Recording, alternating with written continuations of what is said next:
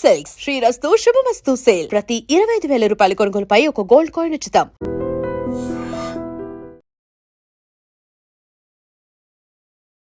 నమస్కారం, welcome to I dream. ధర్మ మార్గం విత్ విజిత కార్యక్రమానికి స్వాగతం.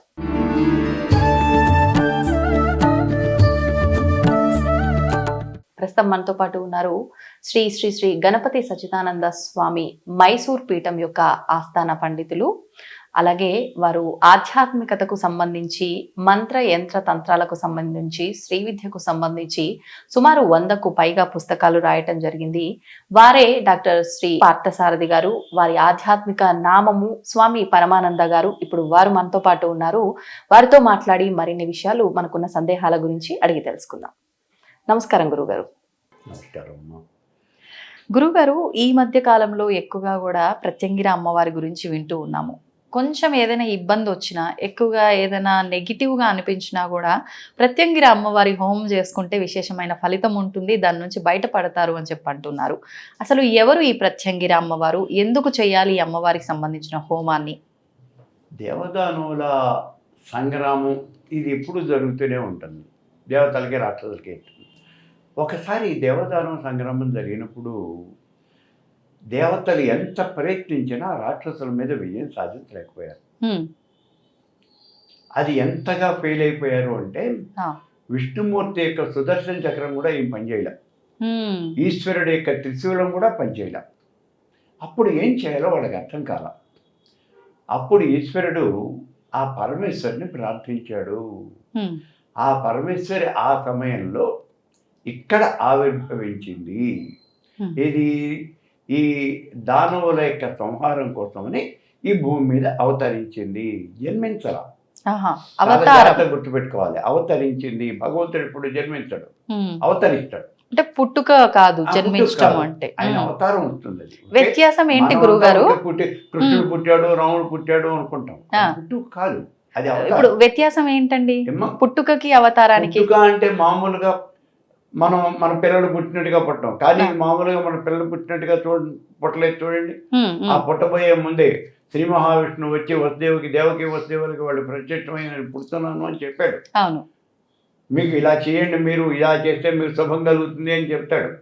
అలాగే రామాయణంలోకి వచ్చి ఆ 14, 15, 16 సర్గల్లోకి వచ్చి దేవతలంతా కూడా వాళ్ళు సమావేశం ఏర్పాటు చేసుకుంటారు.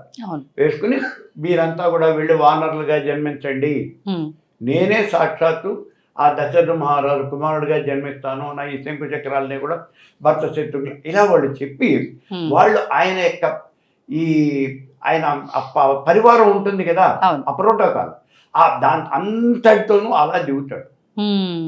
ఆయన ఒక్కడు రాడు ఇక్కడ. శ్రీకృష్ణుడు జన్మించినప్పుడు కూడా ఆ గోపాలుడంతా ఎవరు? మునీశ్వరులు, ఋషీశ్వరులు, వాళ్ళు గోపాలు.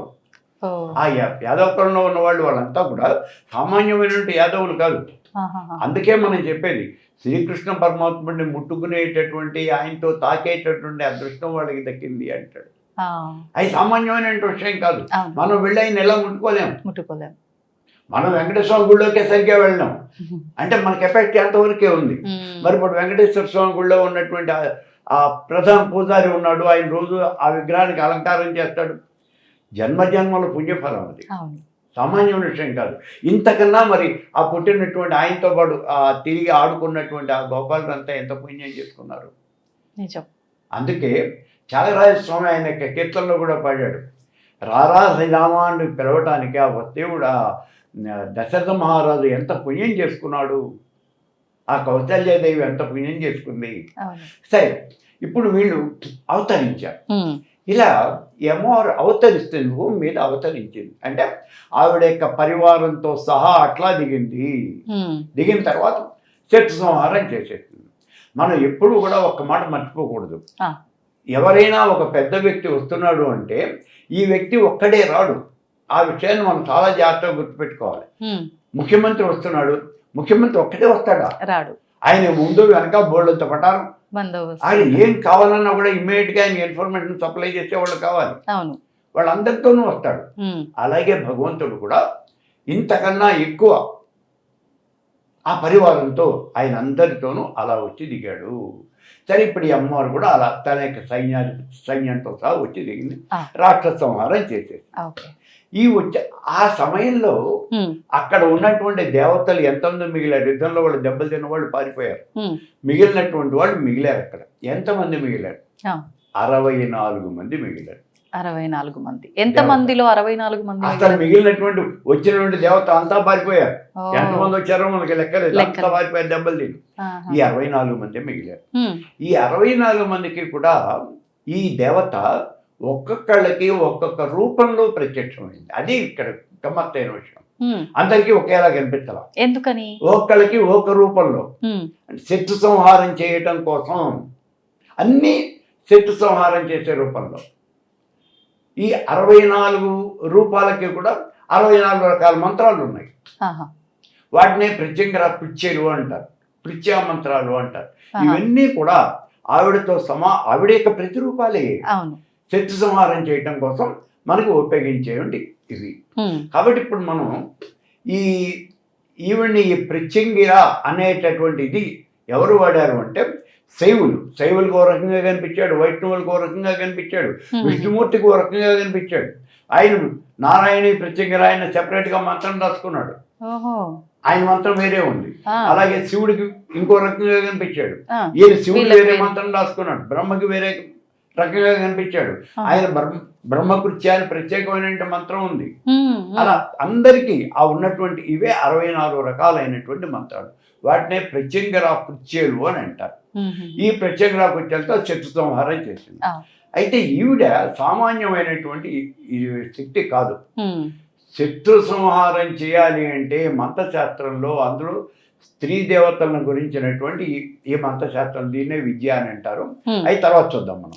ఈ స్త్రీ దేవతలను గురించినటువంటి ఈ మంత్రశాస్త్రంలో ప్రత్యంగిరా శక్తిని మించినటువంటి శక్తి అనేది ఏది కూడా లేదు. శత్రు సంహారిణి, శత్రు భక్షిణి, పరయంత్ర భక్షిణి, పరమంత్ర భక్షిణి. అసలు శత్రువు అనేవాడిని నాశనం చేసి పారేస్తుంది. అంటే మా సంహరించడం కాదు, సమూలంగా నాశనం చేసేస్తుంది. అటువంటి శక్తి కలిగినటువంటి ఆ ప్రత్యంగిరా దేవత. అందుకే మనం ప్రత్యంగిరా దేవతని ఉపాసన చేస్తాం. అయితే ఇక్కడ వచ్చే ఒక్క విషయం ఏమంటే, చిన్న అనుమానం రావాలి మీకు. అది ఏమిటి? ప్రత్యంగిరా మంత్రాలు రాత్రి పూట చేస్తారు కదా, పగలు కూడా చేయతే కదా.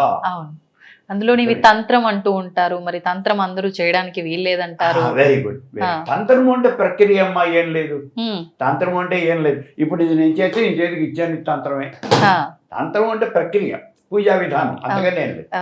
సరే, ఇప్పుడు ప్రత్యంగిర మామూలుగా ఉన్నటువంటి దేవతల్లో సత్వగుణ ప్రధానము, రజోగుణ ప్రధానము, తమోగుణ ప్రధానమైన దేవతలు విడివిడిగా ఉన్నారు. దాంట్లో మనం మిగిలిన దేవతలందరినీ కష్టం కానీ తేలికగా చెప్పాలంటే త్రిమూర్తులు. సత్వగుణ ప్రధానమైనటువంటి దేవత ఎవరు? అమ్మవార్లలోనా? విష్ణు త్రిమూర్తుల్లో స్వామి రుద్రుడు కోపం అంటారు, శివుడు.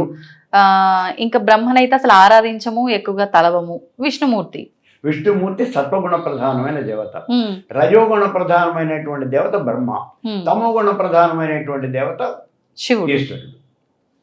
ఇలా దేవతలందరిలోనూ కూడా ఈ 3 రకాలు ఉంటాయి. ఈ తమోగుణ ప్రధానమైనటువంటి వాళ్ళు మానవుల్లో కూడా ఏం చేస్తారు? తమోగుణ ప్రధానమైనటువంటి వాళ్ళు వీళ్ళ యొక్క ఆచార వ్యవహారాలు, వాళ్ళ యొక్క ఇవి చాలా విచిత్రంగా ఉంటాయి. వాళ్ళ కనిపిస్తూనే ఒక రకంగా కనిపిస్తారు, మనకలా ఉండరు వాళ్ళు. వాళ్ళ భాష అలాగే ఉంటుంది. వాళ్ళ తలకాయ దూకోవటం, ఇలా తలకాయ దుబ్బల్లే పెట్టేసుకోవటం, అవన్నీ ఆ బట్టలు కూడా వాళ్ళు ఇష్టం వచ్చినట్టు వేసుకోవటం, అంటే కేర్ నాట్ అన్నట్టు తిరగటం, మాకేంటి మేమైనా చేస్తాం, అలాగే ఉంటారు వాళ్ళు. తమోగుణ ప్రధానమైనటువంటి వాళ్ళు ఎవరన్నా అంటే వాళ్ళ మీద దెబ్బలాట తయారవుతారు వీళ్ళు. ఈ తమోగుణ ప్రధానమైనటువంటి దేవతలు వీళ్ళు పర్టికులర్గా మీరు ఎప్పుడన్నా వాళ్ళని గమనించండి. రాత్రి 11 దగ్గర నుంచి 2 దాకా వీళ్ళు వేరే విహారం చేస్తూ ఉంటారు. రోడ్లన్నీ ఖాళీగా ఉన్నప్పుడు అప్పుడు ఆ రోడ్డు మీద మోటార్ సైకిల్ వేసుకుని వెనకాల ఒక చక్రం మీద నడుపుతూ 100 కిలోమీటర్ స్పీడ్లో నేను వెళ్ళిపోతున్నాను అంటాడు. ఒకవేళ ఏమైనా అదుపు తప్పితే ఆలోచన ఉండదు వాడికి. వీళ్ళంతా కూడా తమోగుణ ప్రధానమైన దేవతలు. అంటే ఆవేశంతో కూడి ఉన్న కూడినటువంటి వాళ్ళు, మధుమాంసాలే వాడేటటువంటి వాళ్ళు, యుక్తాయుక్త విచక్షణ జ్ఞానం అనేది ఏది కూడా లేనటువంటి వాళ్ళు. ఈ పని చేస్తాను అంటే నేను చేస్తాను అంతే, ఏమైనా కానీ మొండితనం. వాళ్ళు ఇది కూడా ఈ ప్రత్యేక ఇలాంటి దేవతలు కొన్ని ఉన్నాయి. అందులో ప్రత్యంగిర ఒకటి, కాళి, ప్రత్యంగిర, చిన్నమత్త, ఇలాంటి దేవతలన్నీ కూడా ఈ తమోగుణ ప్రధానమైనటువంటి దేవతలు. ఆ చిన్నమత్త చూడండి, అసలు మరీ తలకాయ నరికేసేసుకుని ఇట్లా పెట్టేస్తుంది, తన తలని తనే నరుక్కుంటుంది. అంటే ఏం చేస్తున్నామో కూడా తెలియనటువంటి స్థితిలో ఉండేవాళ్ళు ఈ తమోగుణ ప్రధాన. విచక్షణ కోల్పోవడం అసలు ఉండదు, ఉంటే కదా ఏముండదు అటువంటి దేవత. అందుకే వీళ్ళు ఇందాకే మనం చెప్పుకున్నాం, అర్ధరాత్రి పూట వీరవిహారం చేస్తారు, అదే వచ్చేది. 11 దగ్గర నుంచి 2 గంటల దాకా, 12, 1 గంట, 2, ఆ 3 గంటలు వీళ్ళు వీరవిహారం చేస్తూ ఉంటారు. అంటే అసలు ఆ సంచారం మేల్కొని అప్పుడు మేల్కొని ఉంటారు. మనం మేల్కొన్నప్పుడు వాళ్ళు నిద్రపోతూ ఉంటారు. ఆ 3ంటికి వచ్చి అప్పుడు ముడుకుంటారు వాళ్ళు. అది ప్రత్యంగిర దేవతలో ఉన్న స్పెషాలిటీ. కాబట్టి ప్రత్యంగిర ఉపాసన అనేది, ఈ మంత్ర జపం అనేది రాత్రిపూటే చెయ్యాలి. చేస్తే ఫలితం ఎక్కువ ఉంటుంది. పగలు చేస్తే ఫలితం ఉండదు అని కాదు, అర్ధరాత్రి పూట చేస్తే ఆ ఫలితము అనేది చాలా ఎక్కువ ఉంటుంది. అసలు ఎవరు చేయొచ్చు గురువు గారు ఈ ఉపాసన? మంత్ర దీక్ష తీసుకున్న వాళ్ళు ఎవరైనా చేయొచ్చు. కాకపోతే ఏమంటే ప్రత్యంగిర చేసేవాడి పంచంగా ఉండకూడదు అంటారు. ఎందుకని? వారాహి చేసేవాడి వాడన, ప్రత్యంగిర చేసేవాడి పంచన ఉండకూడదు. ఎందుకంటే వీళ్ళు తమోగుణం. వీళ్ళ లక్షణాలన్నీ వింతగా. మనకి ఇక్కడ వచ్చేది ఏమంటే, మన స్నేహితులు ఎవరైతే వాళ్ళ లక్షణాలే మనకు కూడా వస్తాయి. అవునండి. మనం ఉపాసించే దేవత, మన ఇంట్లో అమ్మా నాన్న ఏ లక్షణాలతో ఉంటే ఆ లక్షణాలే మనకు కూడా వస్తాయి. కాబట్టి ఇక్కడ మనం ఉపాసించే దేవత ఏ లక్షణాలతో ఉంటే ఆ లక్షణాలే మనకు వస్తాయి. అంటే మనం కూడా తమోగుణ ప్రధానం అయిపోతాం. కాబట్టి మనం ఏమైనా అంటే అది జరిగిపోతుంది. అది జరిగిపోతే వాడిని ఏమన్నా మనం కోపం తిట్టాను, చస్తావు రాను, వాడు నిజంగానే చేస్తాడు. అంత పవర్ ఉంటుంది. మీకు కనుక ఆ శక్తి ఉంటే వాడు తప్పకుండా చేస్తాడు. ఒకవేళ వాడు చదవకపోతే, మీరు నిజంగా ఉపాసకులైతే వాడికి ఏదో ఒక కీడు జరుగుతుంది, ఏదో రోగం వస్తుంది, వాడు మంత్రం ఎక్కుతాడు. వాడు ఆ మధ్యన ఎవరో చెప్పారు, ఎవరో ఒక ఉపాసకురాలట, ఆవిడ బాగా మంత్ర జపం చేస్తోంది.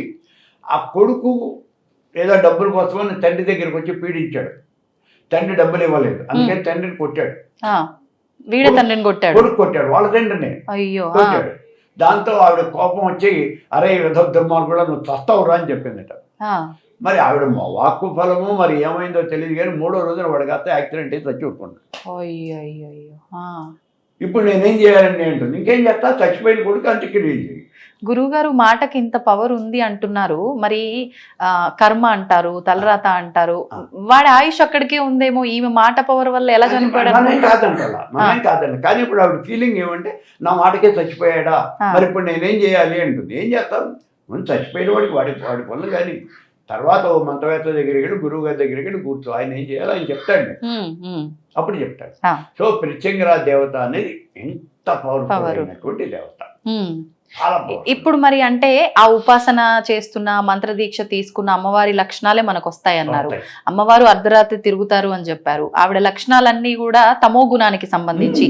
అవి మనకి ఎంతవరకు కరెక్ట్ అంటారు? కరెక్ట్ కాదనే చెప్పేది. మరి అసలు ఎందుకు చెయ్యాలి కరెక్ట్ కానప్పుడు? అందుకే మిమ్మల్ని ఎవరిని కూడా వారాహి, ప్రత్యంగిర ఇలాంటి ఉగ్ర దేవతల యొక్క ఉపాసన చేయొద్దు, కాళీ కూడా ఉపాసన చేయొద్దని చెప్తాం. అయితే వెంటనే వీళ్ళు అడిగేది ఏమంటే, మరి ఆయన రామకృష్ణ పరమహంస కాళీ ఉపాసన చేశాడు, ఆయన మోక్షాన్ని పొందాడు కదా, నేనెందుకు పొందకూడదు? పొందు, నీకేమొస్తే అది పొందు, దాన్ని నేనేం చేయలేను కదా. అది వాళ్ళ యొక్క దీనికి మనం వదిలిపెట్టేస్తాం. కానీ ఆ దేవత యొక్క లక్షణాలు ఇవి.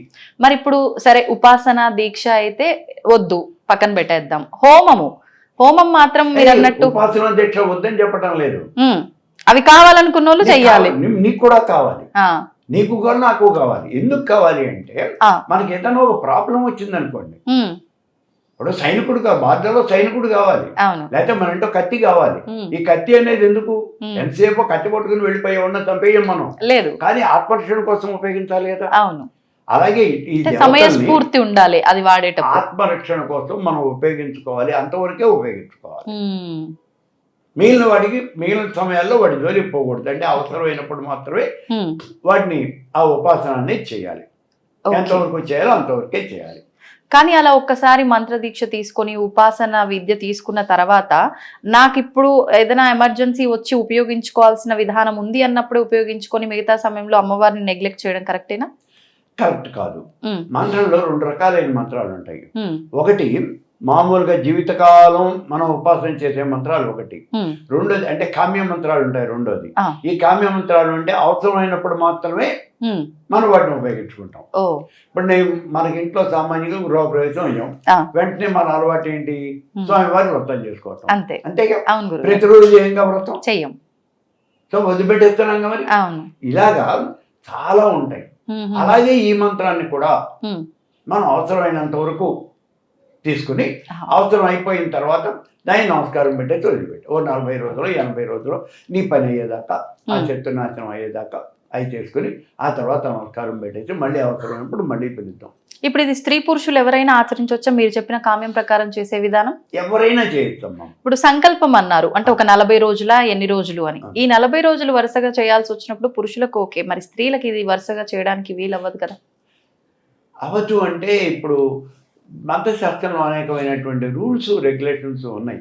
అవి చెప్తే సామాన్యులకు అర్థం కావు. ఒక దీక్ష తీసుకుని ఒక దీక్షలో ఉన్న తర్వాత ఇంకో దీక్ష అనేది పనిచేయదు. ఇంకో దీక్ష పనిచేయదు. అంటే చిన్న ఉదాహరణకి ఉంటే ఇప్పుడు మనకేదో పురుడు వచ్చింది, ఇవాళే వచ్చింది మనకి. ఇప్పటి నుంచి 10 రోజులు మనం పురుడులో ఉన్నాం. 2 రోజుల తర్వాత ఇంకొక మన జ్ఞాతి ఆవిడ కూడా డెలివరీ అయింది, మళ్ళీ పురుడు వచ్చింది కదా. అవును. ఇప్పుడు ఏమవుతుంది, పురుడులో పురుడు ఇంకో 4 రోజులు ఎక్కువైపోతుంది. అవును. ఆ పురుడు మనకు సంబంధం లేదు. ఇప్పుడు ఎందుకనండి, మనం ఆల్రెడీ దీక్షలో ఉన్నాం. ఇదంతా ఒక దీక్ష. ఇప్పుడు అయ్యప్ప స్వామి మాల వేసుకుని వీళ్ళంతా వెళుతూ ఉన్నారు, వాళ్ళంతా దీక్ష తీసుకున్నారు కదా. నిజంగా చెప్పాలి అంటే వాళ్ళకి జాతం వచ్చినా సూతం వచ్చినా వాళ్ళకి సంబంధం లేదు.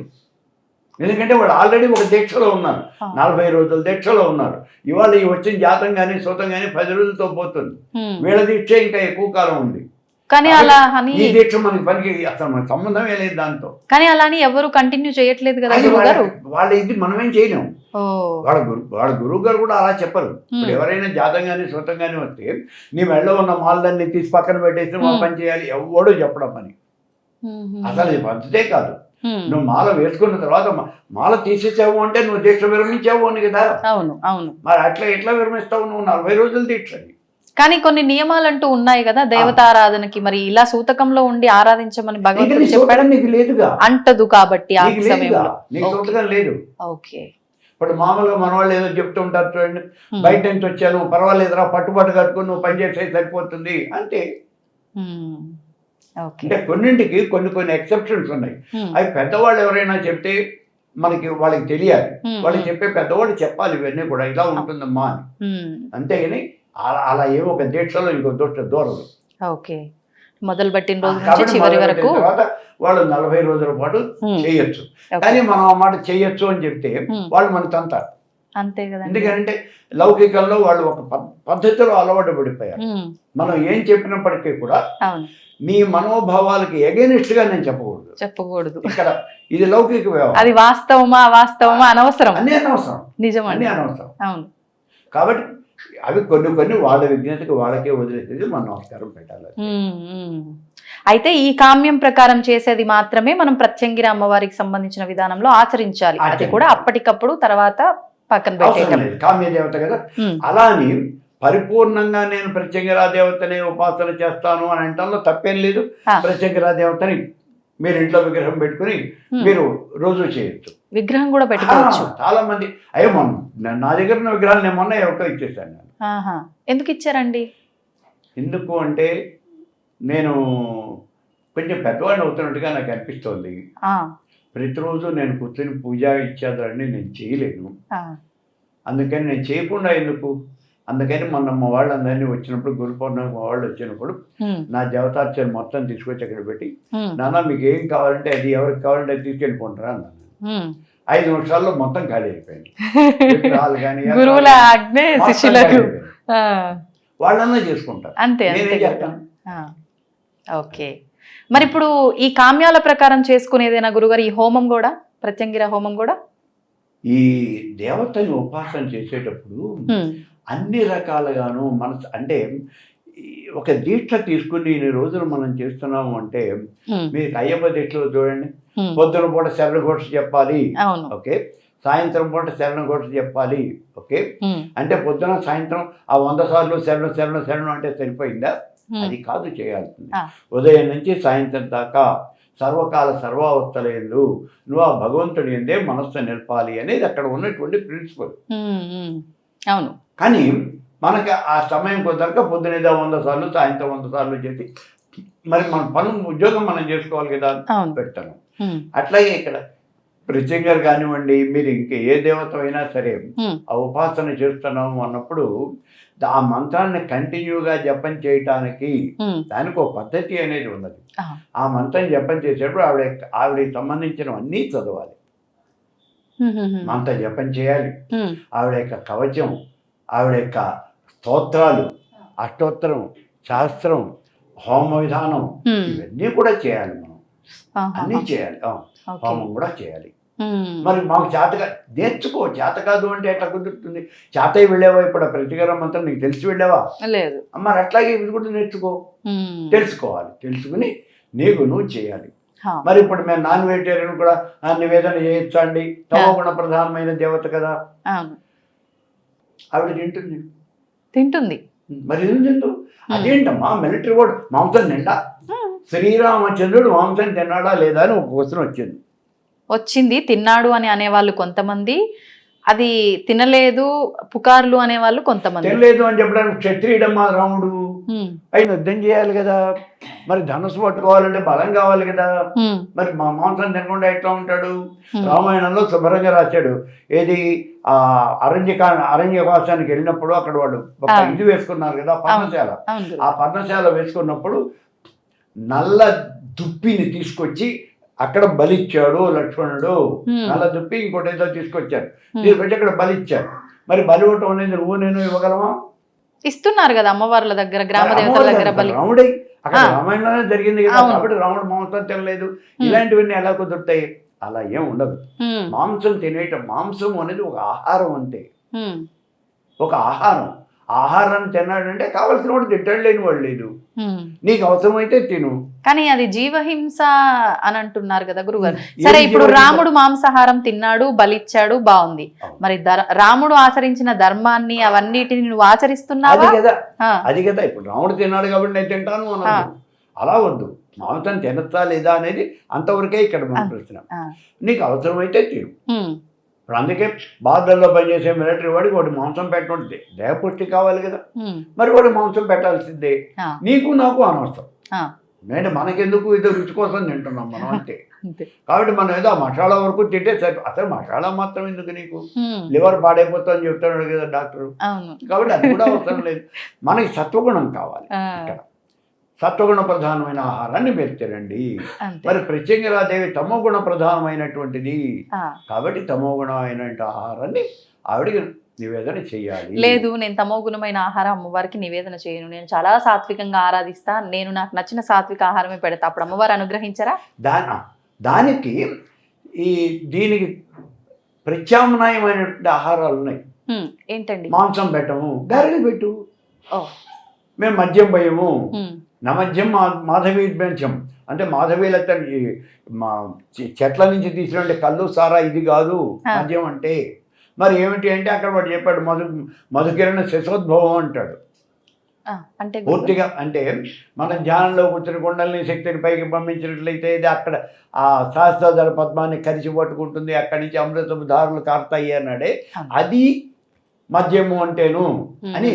ఇవన్నీ కూడా సాఫిస్టికేటెడ్, ఒకదాని తర్వాత ఒకటి పాలిష్ చేసుకుంటూ వచ్చారు తంత్రాల్లో. అంతే తప్పించి శక్తి పూజ అన్నప్పుడు వాళ్ళు మద్యము మాంసము ఇవన్నీ తప్పనిసరిగా పెట్టవాలి.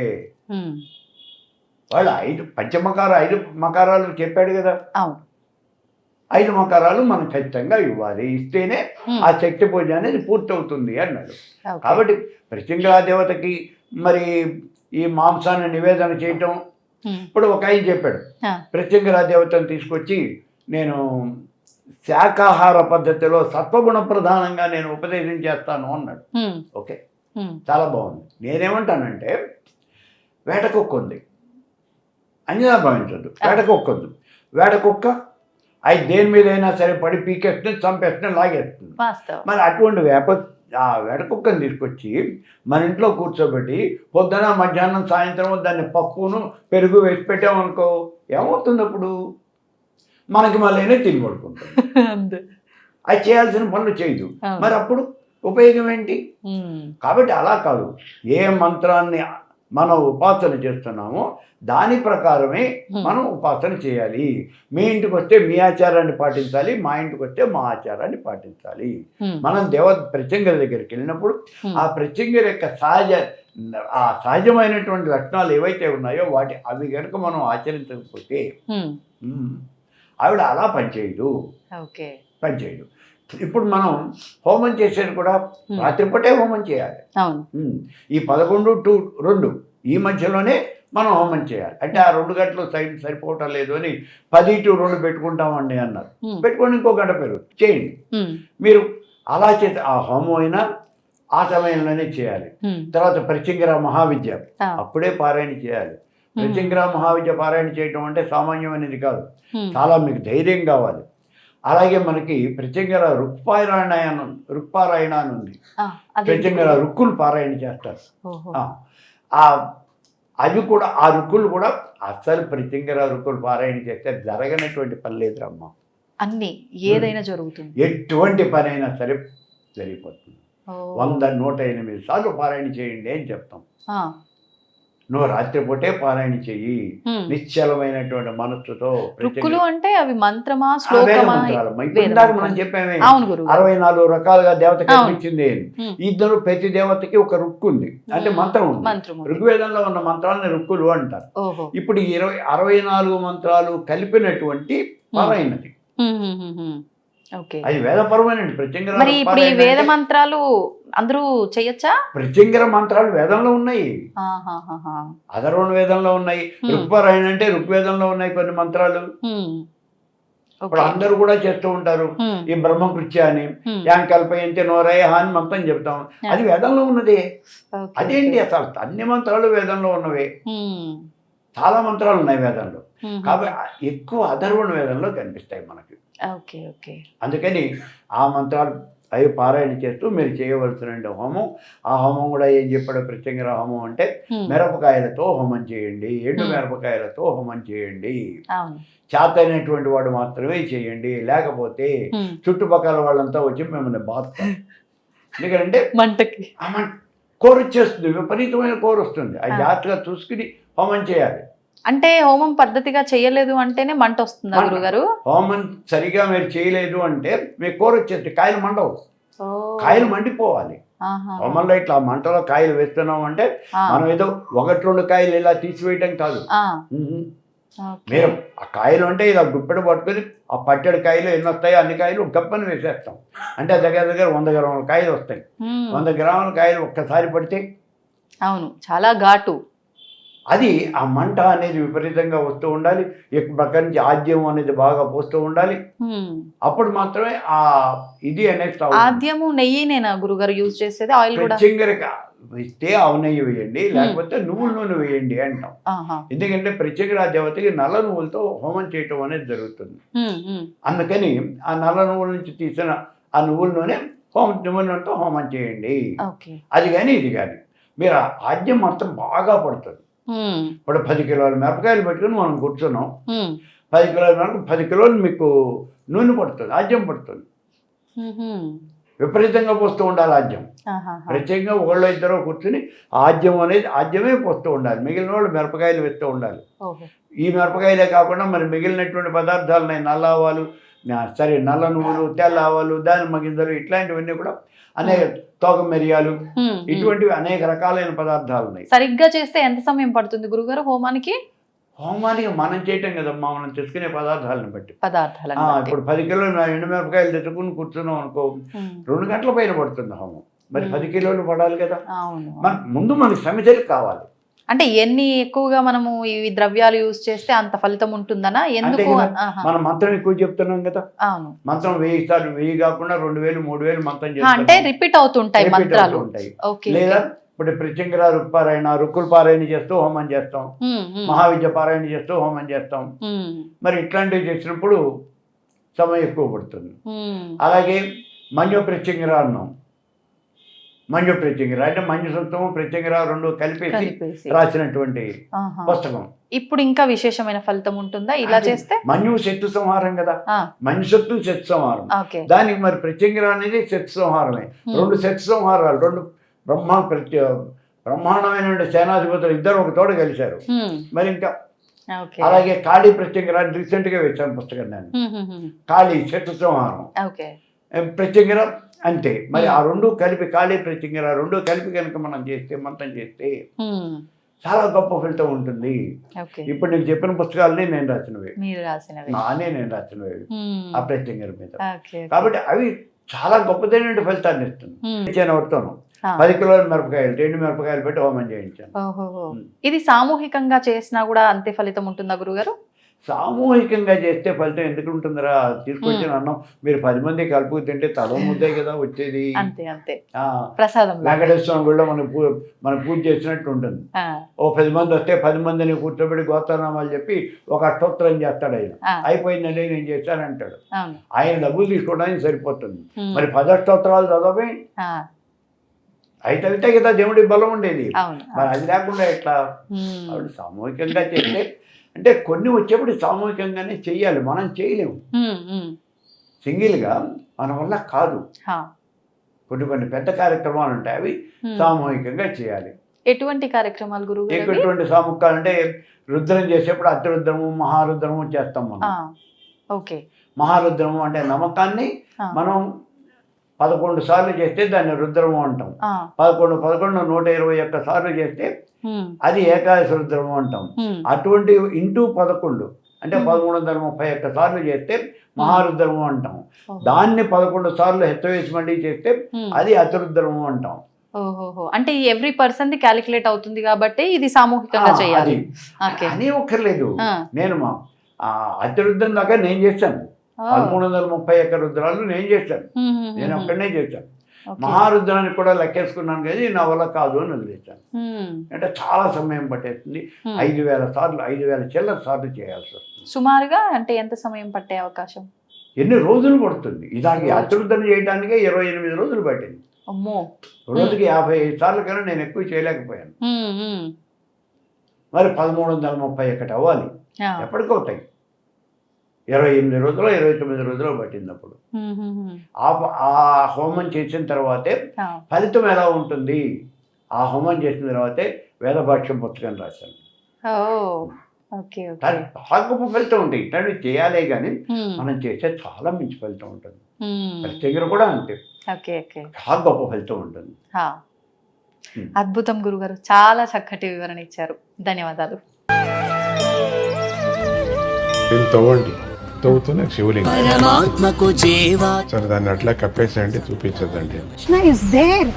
మూర్తి పూజ కాదు, సాక్షాత్ బ్రజేంద్ర నందన భగవాన్ ఉన్నారు మూర్తిలో. ఏమీ ఆశించకుండా ఆరాధించే వాళ్ళు కూడా ఉన్నారా ప్రభుజీ? నిజమైన భక్తి అంటే మనకు తెలియదు కాబట్టి